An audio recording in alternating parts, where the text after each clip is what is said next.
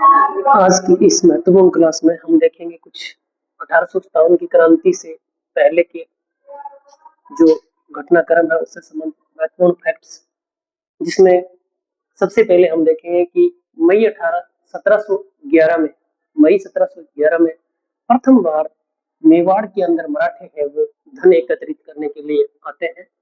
तो मराठों का जो प्रवेश राजस्थान में होता है वह मई 1711 में मेवाड़ के अंदर सबसे पहले धन एकत्रित करने के रूप में होता है। उसके बाद जैसे उदयपुर के संग्राम सिंह हैं, उन्होंने जयपुर के जय सिंह और मोहम्मद शाह से इस संबंध में बात की थी।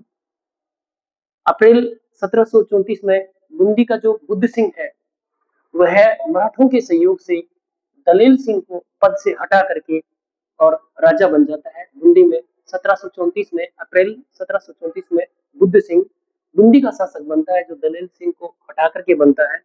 यह राजस्थान में पहला निमंत्रण या आमंत्रण माना जा सकता है मराठों का। तो मराठे सबसे पहले आमंत्रित जो हुए वो बुद्ध सिंह के द्वारा यहाँ निमंत्रण है उनको दिया गया था दलेल सिंह को हटाने के लिए।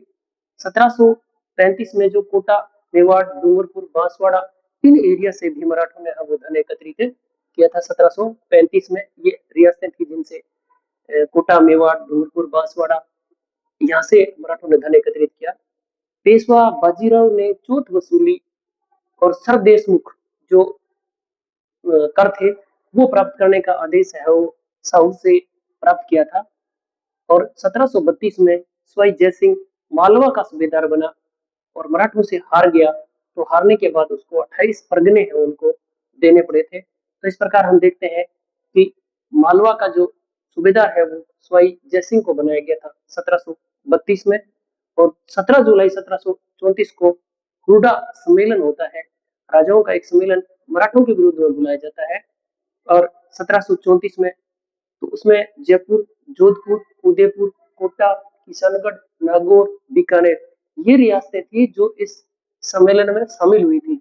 आपको कई बार ये प्रश्न पूछा जाता है कि हुडा सम्मेलन में शामिल होने वाली रियासतें कौन कौन सी थी। तो जयपुर, जोधपुर, उदयपुर, कोटा, किशनगढ़, नागौर और बीकानेर ऐसी रियासतें हैं जो यहाँ पे एकत्रित हुई थी।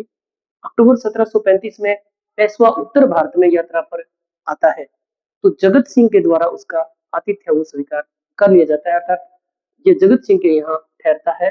और 1738 में दुरासराय की संधि है वो होती है और मुगलों को मालवा व 50 लाख देने पड़ते हैं। 1742 में मारवाड़ में चोट वसूली का कार्य है वो फिर किया जाता है। 1742 में मारवाड़ वाला जो क्षेत्र है राजस्थान का, वहां पे जो चोट वसूली का कार्य है वो किया जाता है 1742 में। 1787 में राजपूतों ने संगठित होकर के तुंगा युद्ध है वो मराठों के विरुद्ध लड़ा था। तो प्रश्न, तुंगा युद्ध मराठों के बीच में और राजपूतों के बीच में होता है जिसमें मराठे हार जाते हैं, 1787 में होता है। और 1776 में जयपुर के पृथ्वी सिंह ने अंग्रेजों से संधि हेतु एक प्रस्ताव है वो भेजा था।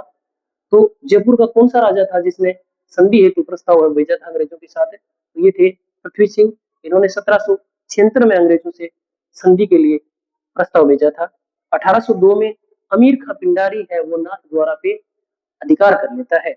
तो अमीर खां पिंडारी नाथ द्वारा पे 1802 में अधिकार कर लेता है। 1811 में सेंटन के स्थान पर मेटकोफ है वो दिल्ली का रेजिडेंट बना दिया जाता है, जो कि संधि में सबसे ज्यादा महत्वपूर्ण रोल अदा करता है मेटकोफ राजस्थान में। और इस प्रकार से 5 नवंबर 1817 में होलकर से हम संधि कर ली जाती है। और कई बार ये प्रश्न भी पूछा जाता है कि अंग्रेजों ने डूंगरपुर के शासक जसवंत सिंह है को गद्दी से हटाकर किस व्यक्ति को बिठाया? तो यहाँ पे प्रतापगढ़ के जो शासक थे उनके पुत्र थे दलपत सिंह, वहां का राजा वो बना दिया जाता है डूंगरपुर का। तो प्रतापगढ़ के शासक के पुत्र दलपत सिंह को है वो राजा बनाया जाता है।